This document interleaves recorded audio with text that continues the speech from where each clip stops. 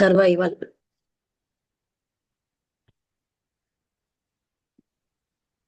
Life, death and survival. Okay madam. ఓం శ్రీ సద్గురుభ్యో నమః. ఈరోజు 11వ తారీఖు నవంబర్ నెల మంగళవారము 2025వ సంవత్సరము. ఈరోజు మన గ్రంథము the commentaries on living part 3. ఈ గ్రంథంలో ఈరోజు subject life, death and survivor. ఈ సబ్జెక్ట్ మీద ఈరోజు లక్ష్మీ మేడం గారు సత్సంగ భాషణం చేస్తున్నారు.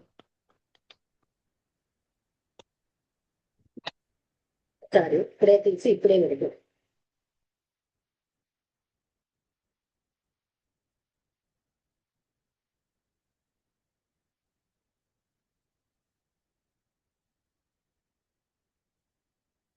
నాయుడు గారు చూపెట్టారా అది ట్యాబ్? క్విక్ షేర్ తో వెళ్ళింది నిన్న.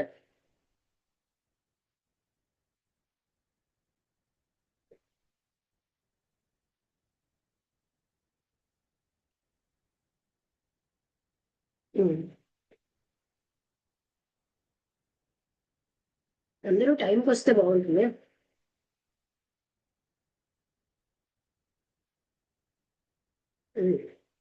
అది చాలా అద్భుతంగా ఎన్నో సంవత్సరాల నుంచి ఉన్న చింత చెట్టు నిండా పళ్ళతో ఉంది, లేత ఆకులతో, కొత్తగా లేతగా.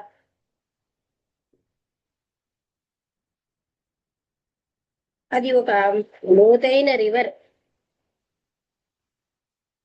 పక్క నుంచి పెరుగుతుంది. దానికి తగిన నీరు అది వస్తుంది. మరి జంతువులకి మనుషులకి కావలసినంత షేడ్ ఇస్తుంది, అంటే నీడ.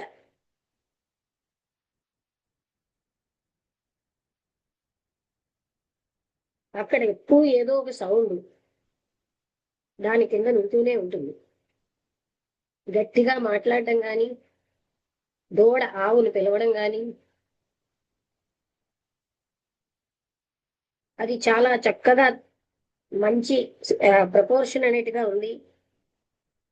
ఆ నీలాకాశం దాని వెనకాల చాలా అద్భుతమైన ఆకారంతో ఉంది.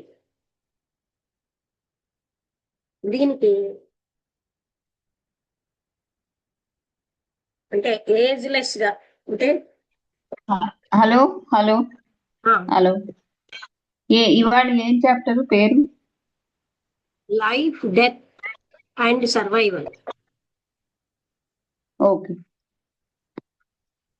ఇది అంటే ఎలా ఉంది అంటే దాని కింద ఎప్పుడు కూడా అంటే అది ఎన్నో ఏళ్ల నుంచి ఉందన్నమాట. ఎంతో జీవంతో ఉంది. అది ఎన్నో చూసిందనమాట. లెక్కలేనటి వేసంకాలాన్ని ఆ రివర్ ని నిరంతరం వాచ్ చేస్తోంది. దాని తీరంలో వెళ్లే వాళ్ళని అంతటినీ చూసింది ఆ చెట్టు. అది చాలా ఉత్సాహపూరితంగా ఉన్న నది, విశాలంగా పవిత్రంగా ఉంది. అక్కడ ఉన్నటువంటి ఆ పిలిగ్రిమ్స్ అంటే దాన్ని చూడాలని వచ్చిన యాత్రికులు ఆ దేశం అంతటిని అన్ని భాగాల నుంచి వచ్చారు. అందులో ఆ పవిత్రమైన నీళ్లలో స్నానం చేయడానికి. ఆ నది మీద బోట్స్ ఉన్నాయి. అవి సైలెంట్ గా డార్క్ గా స్క్వేర్ గా ఉన్న తెరచాపలతో ముందుకెళ్తున్నాయి. పూర్తిగా చంద్రుడు అంటే ఉదయించిన తర్వాత అదంతా ఎర్రగా అయిపోయింది. ఆ రివర్ మీద వెండి లాంటి మార్గం ఆ డాన్స్ చేస్తున్న నీళ్ల మీద అలా ఉంది. ఆ పక్క విలేజ్ లో ఎంతో ఆనందం ఉంది. ఆ విలేజ్ ఏమో రివర్ కి క్రాస్ గా ఉంది. పవిత్రమైన దినాల్లో విలేజెస్ ఏమో అక్కడికి వస్తారు, అక్కడ పాడుతారు ఆనందంగా. తర్వాత ఎన్నో రకాలుగా మంచి మంచి పాటలతో ఉంటారు ఆనందంగా. వాళ్ళు ఆహారం తెచ్చుకుంటారు, ఎంతో ఎక్కువగా మాటలు నవ్వులతో వాళ్ళ రివర్లో స్నానం చేస్తారు. తర్వాత వాళ్ళు ఆ చెట్టు యొక్క మొదట్లో ఒక మాల వేస్తారు, పుష్పమాల. అక్కడ రెడ్ గా పసుపచ్చగా ఉన్న బూడిద దాని ట్రంక్ చుట్టూ ఉంది, ఆ కాండం చుట్టూ. అది కూడా పవిత్రమైనదే, మిగతా అన్ని చెట్లలాగే. ఎప్పుడైతే ఈ మాట్లాడడం, ఈ సౌండ్ అంతా ఆగిపోతుందో, అంటే వాళ్ళందరూ ఇళ్ళకి వెళ్ళిపోయే కదా ఆగిపోతుంది. 1-2 దీపాలు అక్కడ ఉంటాయి వెలుగుతూ. ఎవరో పవిత్రమైన విలేజర్ దాన్ని వెలిగించి వదిలేసి ఉంటారు. ఈ దీపాలు ఇంట్లో తయారు చేసిన ఒత్తితో, ఒక రకమైన టెర్రకోట అనే మట్టితో తయారు చేయబడి ఉంటాయి. అందులో ఆయిల్ ఉంటుంది. విలేజర్స్ ఎంత అయితే చేయగలరో, అంటే ఎంతైతే వాళ్ళు ఎఫర్డ్ చేయగలరో అంతే. ఆ చెట్టు అన్నది చాలా గొప్పగా ఉంది. అన్నీ కూడా దానికి సంబంధించినవి. ఆ భూమి, ఆ నది, ప్రజలు, అక్కడ నక్షత్రాలు. ఇప్పుడు అది తనలోకి తను ముడుచుకుపోతుంది. ఎందుకంటే రాత్రిని నిద్రలో ఎంతవరకు అంటే మొట్టమొదటి సూర్యకిరణాలు దాన్ని తాకే వరకు తరచుగా వాళ్ళు ఒక మృత శరీరాన్ని ఆ నది ఒడ్డుకు తెస్తారు. ఆ గ్రౌండ్ ని అక్కడ తుడుస్తారు ఆ నీళ్ళకి దగ్గరలో. దాని యొక్క బరువైనటువంటి ఎన్నో కర్రలు పెడతారు ఫౌండేషన్ లాగా, ఎందుకంటే వాళ్ళు వేసే చితికి. అప్పుడు లైటర్ వుడ్ తో దాన్ని అమరుస్తారు. ఆ పైన ఆ శరీరాన్ని పెడతారు. అది ఒక కొత్త వైట్ క్లాత్ తో కవర్ అయి ఉంటుంది.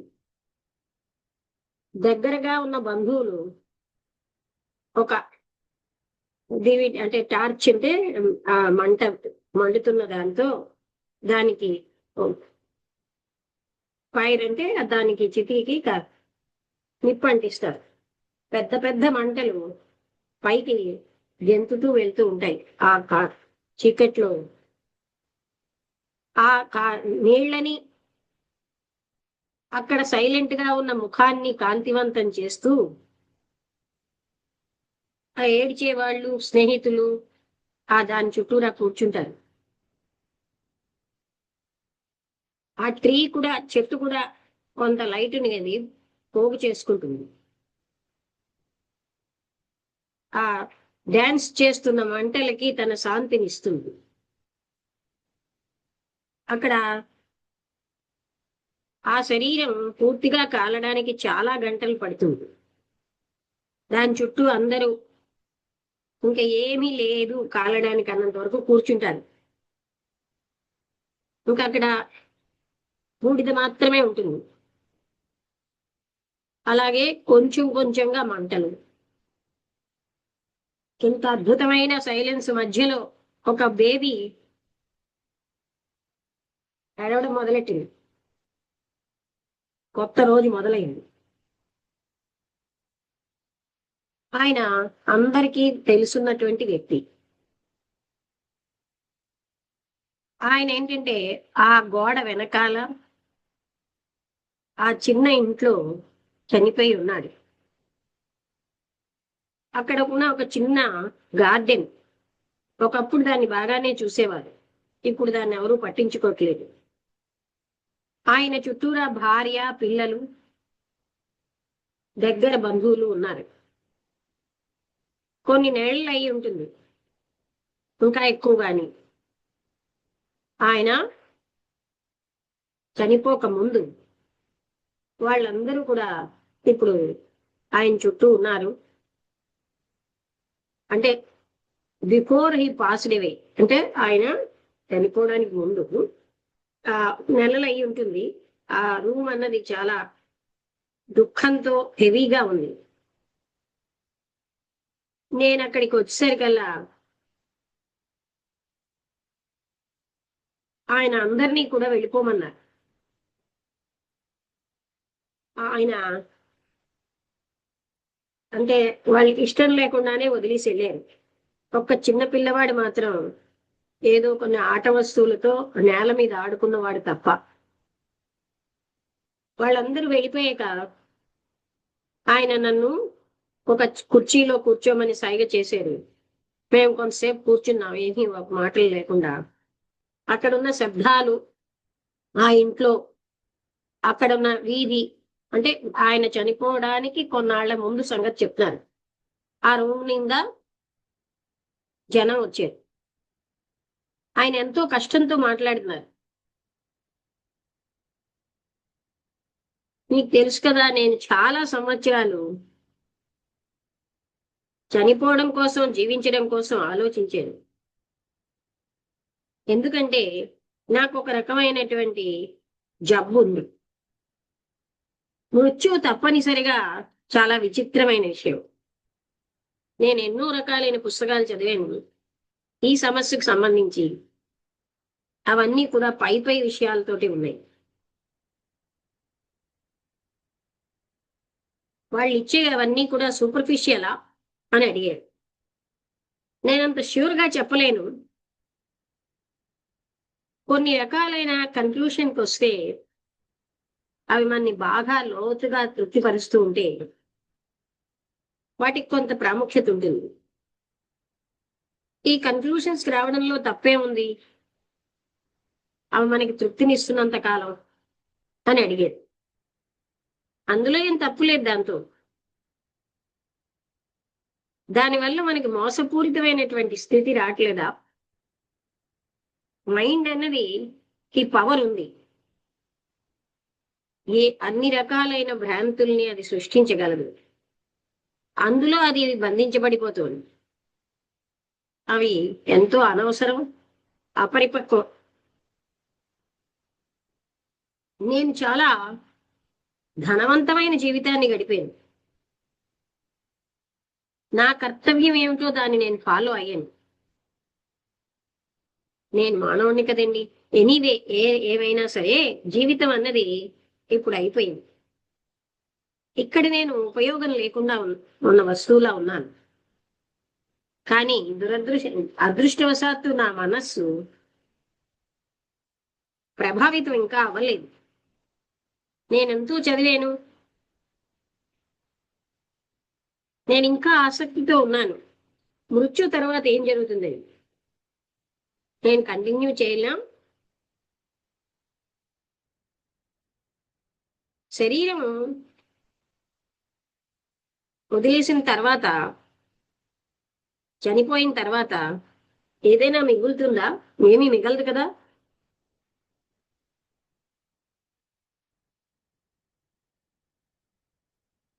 మిమ్మల్ని నేను అడగొచ్చా, మరణానంతర స్థితికి మీకు ఎందుకంత పట్టింపు? అందరూ అనుకోరా? బహుశా అనుకుంటారు.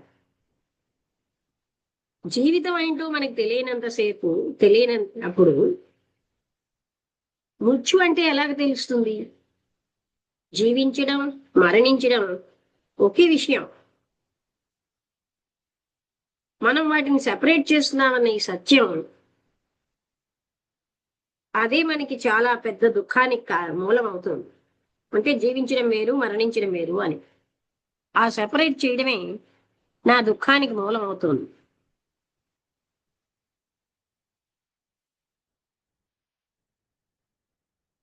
మీరు ఎందుకంత తెలుసుకోవాలని పోరాడుతున్నారు? ఈ జీవితం అనే ఈ సాగరాన్ని, మృత్యు అన్న దాన్ని, వాటిని వాటిగా ఎందుకు వదిలేరు? వాటిలో మీరు వేలు పెట్టకుండా. నాకు చనిపోవాలని లేదు అన్నారు ఆయన. ఆయన చేత్తో కృష్ణమూర్తి గారు రిస్ట్ పట్టుకున్నారు, అంటే మణికట్టు. నాకు ఎప్పుడు మృత్యు అంటే భయం. నన్ను నేను ఓదార్చుకోవడానికి ఎంత ప్రయత్నించినా ఎన్నో నమ్మకాలతో అవన్నీ కూడా ఏదో ఒక చిన్న పరలిచెట్టి పొరలాగే ఈ లోతైన బాధ మీద, భయం మీద ఉన్నాయి. నా చదువు అంతా మృత్యువు కోసం, దాని నుంచి తప్పించుకోవడానికి, ఈ భయం నుంచి తప్పించుకోవడానికి, దానిలోంచి ఒక మార్గం కనుక్కోవాలనుకుంటున్నాను. అందువల్లే నేను మిమ్మల్ని నుంచి నేను బెగ్ చేస్తున్నాను, అంటే నేను అడుగుతున్నాను, నాకేం ఇప్పుడు ఎన్నో తెలుసుకోవాలని.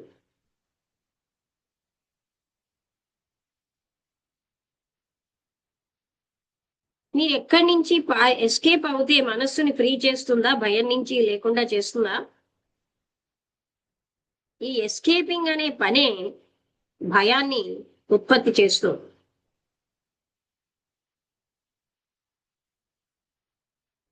కానీ మీరు చెప్పండి, మీరు చెప్పేది ఏదైనా సత్యమే. ఆ సత్యం అన్నది నన్ను లిబరేట్ చేస్తుంది. మేము కొంతసేపు సైలెంట్ గా కూర్చున్నాం, మళ్ళీ ఆయన మాట్లాడుతున్నారు. ఈ సైలెన్స్ అన్నది నా యాంగ్షియస్ క్వశ్చనింగ్ అన్నిటికంటే నన్ను హీల్ చేస్తుంది.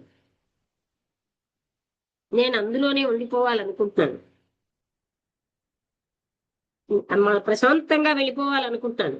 కానీ నా మైండ్ అలా చేయడానికి ఒప్పుకోదు. నా మనస్సు అన్నది ఇప్పుడు ఒక వేటగాడిలాగా వేటగాడు చేత పట్టుకునే బడే ఆ జంతు అంటే వస్తువులాగా ఉంది. నేను చాలా విపరీతమైన బాధలో ఉన్నాను. నాకు చాలా తీవ్రమైన భౌతికమైన బాధ ఉంది. కానీ ఆ భౌతిక బాధ నా మనసులో ఏం జరుగుతుందో దాంతో పోలిస్తే చాలా నథింగ్. ఇక్కడ ఏదైనా ఐడెంటిఫై అయిన కొనసాగింపు మృత్యువు తర్వాత ఉంటుందా? ఈ నేను ఏదైతే ఇన్నాళ్ళు ఎంజాయ్ చేసిందో, బాధపడిందో, తెలుసుకుందో అది కొనసాగుతుందా?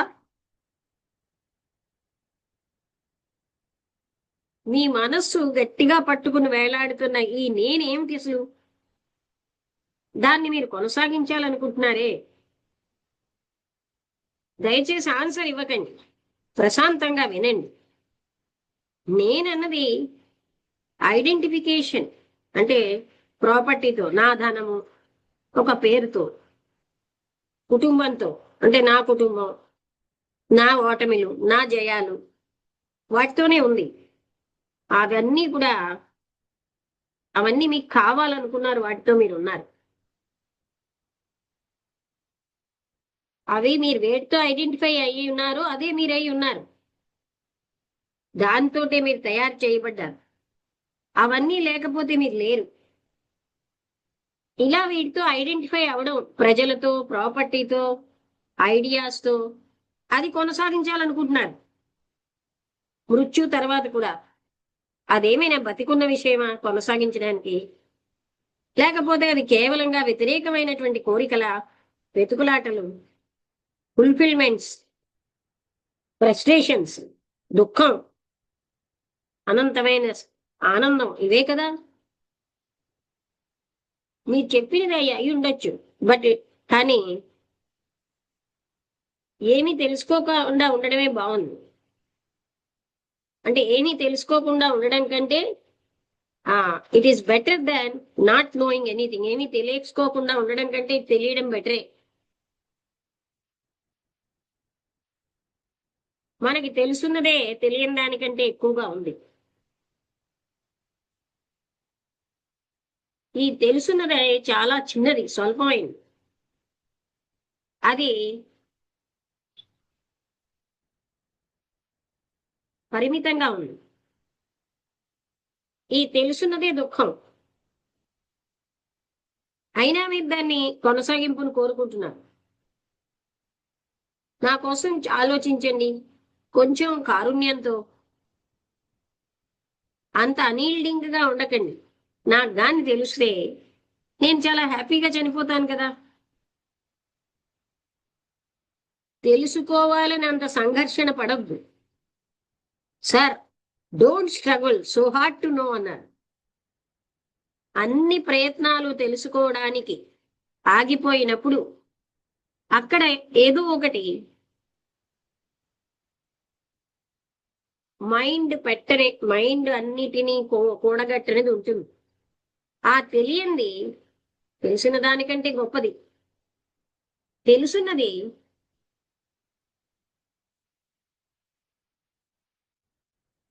తెలియనటువంటి సముద్రంలో అది ఒక తెలుసు. బిఏఆర్ యుయుఈ అంటే ఏంటో చూడాలి.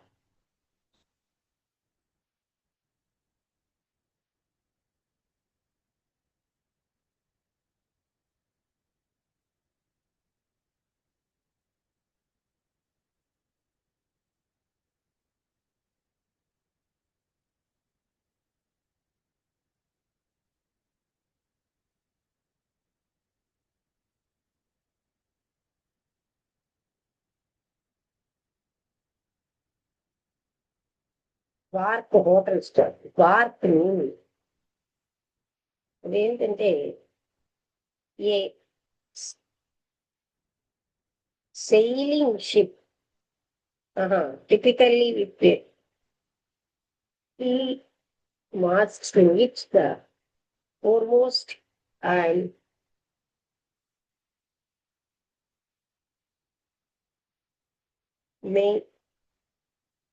మెయిన్ మాస్ అంటే అది అంటే షిప్ మీద సెయిల్ చేసేది అనుకున్నాం. ఓకే, అంటే ఆయన ఏమంటున్నారంటే సార్ డోంట్ స్ట్రగుల్, మీరు అంతగా సంఘర్షించకండి తెలుసుకోవడానికి. ఈ ప్రయత్నం తెలుసుకోవడానికి అంతా ఆగిపోయినప్పుడే అక్కడ కొంత తెలియంది ఉంటుంది.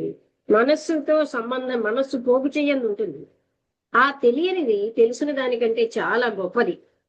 ఈ తెలుసున్నది సముద్రం మీద సెయిల్ చేస్తున్నటువంటి ఒక చిన్న కర్ర అంటే అలాంటిది. అన్నోన్ అనేది ఓషన్ ఆఫ్ ద అన్నోన్ అనే సముద్రంలో అది దాని మీద వెళ్తున్న ఒక కర్ర పుల్ల లాంటిది. అన్నిటినీ జరగని అప్పుడు అతని భార్య ఏదో తాగడానికి ఇచ్చింది. ఆ పిల్లవాడు లేచాడు. ఆ రూమ్ నుంచి పరిగెత్తుగా వెళ్ళిపోయాడు మా వైపు చూడకుండా.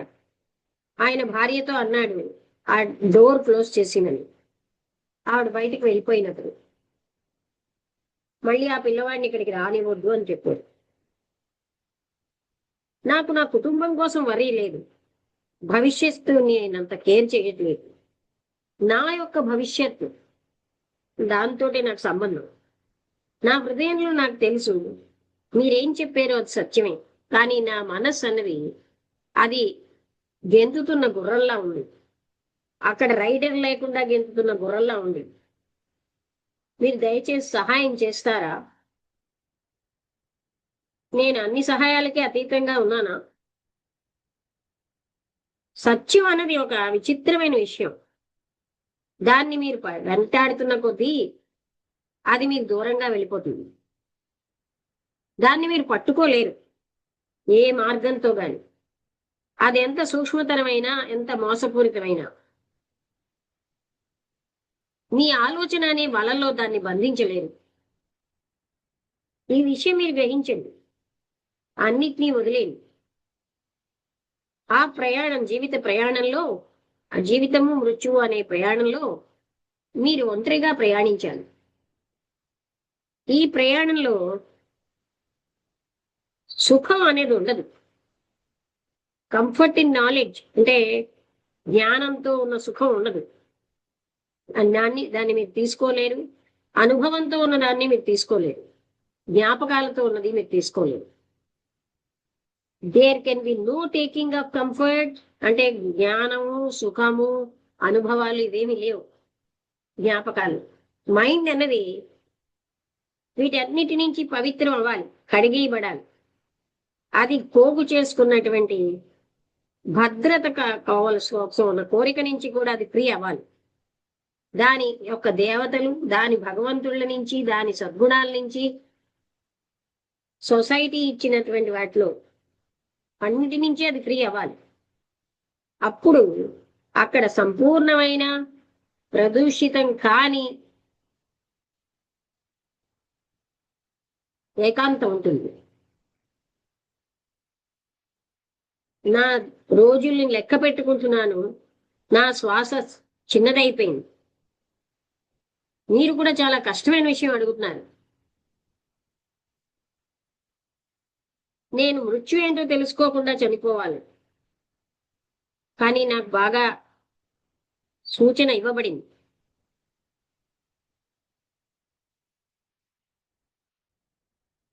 నా జీవితం ఒక బ్లెస్సింగ్ ఉండాలి దాని మీద అని అన్నారు.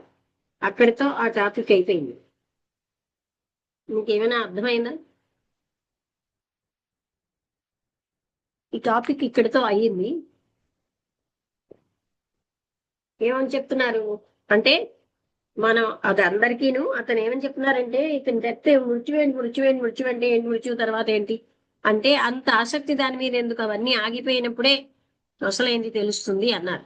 అంటే ఏంటండి, మనకున్న జ్ఞాపకాలు, మనకున్న నాది అనే వాటితోటే కదా, నా ఆస్తులు, నా వాళ్ళు, నా కుటుంబం, నా భార్య, నా పిల్లలు, వీటన్నిటితోటి మీరు ఐడెంటిఫై అయిపోతున్నారు. ఐడెంటిఫై అవడం అంటే అలా ఫీల్ అవడమే. అంటే నాకు నా కుటుంబంతో అంత లేదు, నా కోసమే నాకు తెలుసుకోవాలని అని చెప్పారు కదా.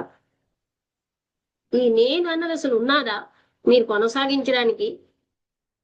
మీ యొక్క ప్రాపర్టీతో నాది, నేను, ఇవన్నీ నా పేరు, ఇవన్నీ అవే మిగిలి, నా నా యొక్క అపజయాలు, జయాలు, మీరేం కోరుకున్నారో ఆ వాటితోటి మీరు ఉన్నారు. అది ఆ నేనన్నది. మీరు దేంతో ఐడెంటిఫై ఉన్నారో అదే ఉన్నారు, దాన్ని కొనసాగించాలనుకుంటున్నారు. అవి అన్నీ లేకపోతే మీరు లేరు. ఈ ప్రజలతో, సంపదతో, ఐడియాస్తో మీరు ఐడెంటిఫై అవడమే కొనసాగిస్తోంది. అదే మీరు మృత్యు తర్వాత కూడా కొనసాగించాలంటున్నారు.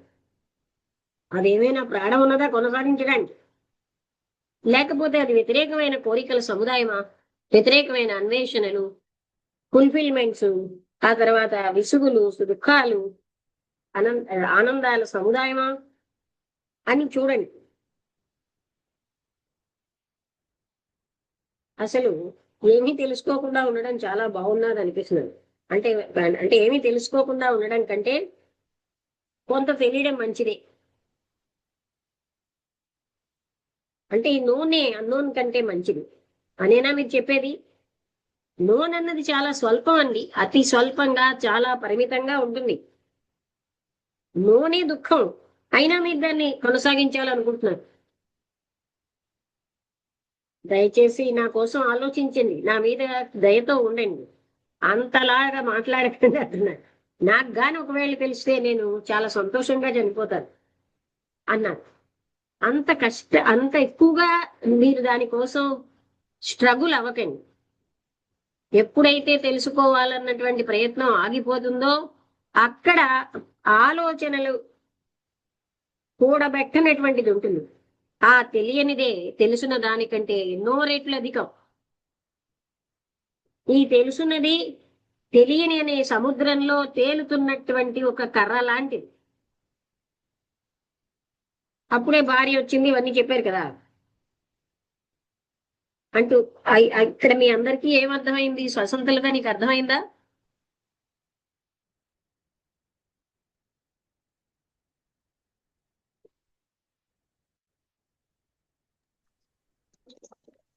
ఆఖరిలో కొంచెం ఉన్నాను, ఆఖరిలో చిన్న ఇది వచ్చింది, అంటే ఒక చిన్న జోకు లాగా వచ్చింది, అంచేత ఆఖరి ఎండింగ్ వినలేకపోయాను. అంటే ఆఖరిన ఇలాగా కళ్ళు మూసుకొని వింటున్నాను, ఆ మధ్యలో కళ్ళు మూసుకొని వింటున్నప్పుడు మధ్యలో చిన్న లాస్ట్ మూమెంట్ లో జోబులాగా వచ్చేసింది అంటున్నాను. అంటే ఆయన ఏమంటున్నారంటే, నాకేమో శ్వాస దినాలు లెక్కిస్తున్నాను, శ్వాస చిన్నదైపోతుంది అంటే మృత్యు దగ్గరికి వచ్చేస్తుంది, నన్ను చాలా కఠినమైనది, ఇవన్నీ వదిలేమని అంటున్నారు కదా. మీ దేవతల్ని, మీ సద్గుణాలని, సమస్తాన్ని మీరు వదిలేయండి. అంటే on the journey of the life and death, జీవము మరణము అనే ఈ ప్రయాణంలో మీరు ఒంటరిగా ప్రయాణించాలి. ఈ ప్రయాణంలో తీసుకోవడం సంతోషము గాని, అంటే సుఖము, జ్ఞానము, అనుభవాలు తీసుకోవడం ఏం లేదు. జ్ఞాపకాలను మైండ్ ఎప్పుడూ కూడా వీటన్నిటి నుంచి కడగబడి పవిత్రం అవ్వాలి. అది పోగు చేసుకున్న విషయాల్ని, దాని భద్రత నుంచి అది ఫ్రీ అయిపోవాలి. దాని దేవతలు, దాని సద్గుణాలు, ఇవన్నిటిని సొసైటీ ఏర్పరిచిన అన్నిటి నుంచి ఫ్రీ అయిపోవాలి. అప్పుడే అంటే అదే సంపూర్ణమైన మరణం అని అంటారు. ఒకసారి అదే మరణం అని అంటారు. దేర్ మస్ట్ బి కంప్లీట్ అతనేమి చెప్పట్లేదు. అతను ఏం చెప్తున్నారంటే ఇవన్నిటి నుంచి ఫ్రీ అయినప్పుడు సంపూర్ణమైన ప్రదూషణ కానటువంటి ఏకాంతం ఉంటుంది. అంటే ఆయన అన్నారు, నా రోజులు లెక్క పెట్టుకుంటున్నాను, నా శ్వాస చిన్నదైపోయింది, మీరు చెప్పేది చాలా కష్టంగా ఉంది, నేనేమో డెత్ ఏమిటో తెలుసుకోకుండానే మరణిస్తున్నాను. బట్ నాకు బాగానే మీరు చెప్పారు, నా జీవితం ఒక బ్లెస్సింగ్ ఉండాలి, there be a blessing upon it, ఆ జీవితం మీద ఒక ఆశీర్వచనం ఉండాలి అన్నారు. అది అక్కడితో అయిపోయింది. అంటే ఆశీర్వచనం ఉండాలి అనేది కూడా ఒక కోరికే కదా, అది నేను అనుకుంటున్నాను. అవ్వచ్చు, కానీ ఆయన అన్నారు కదా, ఎవరు ఆ చనిపోయే ఆయన, చనిపోయే ఆయనకు మరణం అంటే ఏమిటో తెలియాలనుకుంటున్నారు. నా ఈ తెలియకుండానే చనిపోతున్నాను అన్నారు. తెలియకుండానే చనిపోతున్నాను అంటే అంటే తెలుసుకోవాలి అనేటువంటి కోరిక ఉంటేనే అరే ఇది మైండ్ ఫ్రీ అవ్వలేదు కదా, అది నేను అంటున్నాను. అలా కాదు, ఆయన మైండ్ ఫ్రీ అయిందని ఎవరు చెప్పారు ఇక్కడ? కృష్ణమూర్తి గారిని ఆయన అడిగారు, కృష్ణమూర్తి గారు చెప్పారు, మనందరం అందులో నేర్చుకోవాలి, ఆయన నేర్చుకున్నా లేకపోయినా. అంటే నేర్చుకోవద్దు ఏంటంటే మైండ్ నుంచి ఆలోచనలు పాస్ట్ ప్రెజెంట్ అన్ని తీసేసి ఖాళీ చేసుకోవాలి. అది ఏమంటారు, నేను కొనసాగుతానా మృత్యు తర్వాత అంటే నేనన్నది ఉందా అని చూపెట్టారు. నా సంపద, నా వాళ్ళు, నా ఇష్టాలు నేను పోగు చేసుకునే తప్ప నేనన్నది ఎక్కడుంది? అవును, అది నేననేది లేదు, అది నిజమే. అదే నిన్న కూడా ఆ విషయం మీదే బాగా మాట్లాడారు. అయితే అంటే అతను 9:30 వరకు అయింది. నాకు బుద్ధుడు గారు ఇంకెవరున్నారు, నువ్వు ఉన్నావా? నేను 2 జూములు ఉన్నాను. నాకు తెలిసిపోయింది, నాకు అర్థమైంది నువ్వేం చెప్తున్నావో, అందుకని నేను మరి ఇంకెక్కువ దాన్ని సాగతీయలేదు. నాకు తెలుసు అంటే తెలుసు అంటే నాకు అర్థమైంది ఏ విషయం మీద మాట్లాడుతున్నారు. తర్వాత అది కాదు, ఇవాళ కొంచెం అదే లాస్ట్ మూమెంట్ లో నాకు చిన్న ఇది వచ్చేసి నేను మిస్ అయిపోయాను. అదే నేను అనుకున్నాను, లాస్ట్ 2 పాసేజెస్ చదివాను కదా ఇప్పుడు చెప్పావు. అంటే అతను మొదటి నుంచి అదే అంటున్నారు. ఆఖరి చూడు, మొదలు పెట్టడం అతని తాలూకు డెడ్ బాడీ ఇవి అవి మొదలు పెట్టారు ఫ్యూనరల్ దగ్గర నుంచి. ఆ తర్వాత దీనికి వచ్చారు. అయితే అడిగారు ఇతన్ని, అంటే నాకు మరణం అంటే ఎలా ఉంటుంది అని తెలుసుకోవాలని ఉంది, నేనేమవుతాను మరణం తర్వాత అనేటువంటి కోరిక ఆయనకి ఉంది కదా. అది అంటే అతను అన్నారు జీవితం మరణం వేరు కాదు, రెండు ఒకటే అని చెప్పారు. అదొకటి దీంట్లో అంటే జీవితం మరణం ఒకటే అంటే అర్థం ఏమిటండి మనం ఇక్కడ చేసుకోవాలి? అంటే మనం జీవించుండగా ఇది అని కాన్సెప్ట్స్ వల్ల మనకి జీవితం వేరేగా ఉంది. ఈ ఆర్గానిజం డెత్ అని అంటే అది అన్ని వదిలేసి జీవించుకుంటూ ఉంటే దాని మృత్యుతో సమానమే. ఈ లంపటాలన్నీ లేకుండా మృత్యు కూడా ఆనందదాయకమే. అంటారు. అవును, అదే డెత్. అంటే డెత్ తర్వాత ఇంకేదో ఉంటుంది అని చెప్పి భ్రమలో పడకుండా, అంటే డెత్ అంటే ఏమిటి అంటే ఇట్స్ నాట్ శారీరకమైన డెత్ కాదు, మైండ్ కూడా కంప్లీట్ గా ఫ్రీ అయిపోవాలి. అలాంటప్పుడు నువ్వు శారీరకంగా బతికి ఉన్నా సరే అది మరణం కిందే లెక్క వస్తుంది. అంటే అలా అనుకుంటే నేనన్నది ఆలోచనతో తయారయ్యింది, ఐడెంటిఫికేషన్ తో తయారైంది, దానికి అస్తిత్వమే లేదు అన్నది. అప్పుడు నేను ఉంటానా లేదా అనే స్థితే రాదు. అవును కరెక్టే, సై సై కరెక్ట్, అవును అవును. అది కరెక్టే. దాని గురించి మనం ఆలోచించం కూడా అసలు. నేను అనే ఉన్నది కాబట్టి ఆ కోరికలన్నీ వచ్చేస్తూ ఉంటాయి. అవును, కరెక్ట్. అంటే అది ఉన్నది కదా లేనప్పుడు అది మనసులో. మరణం కిందే. అదే, అంటే అది లేనప్పుడు మరణం కిందే లెక్క. అంటే జీవించి ఉండగానే నువ్వు మరణం పొందొచ్చు. ఏ అది క్షణానికి ఆ ఆ క్షణం గతం వదిలేయమంటారు కదా.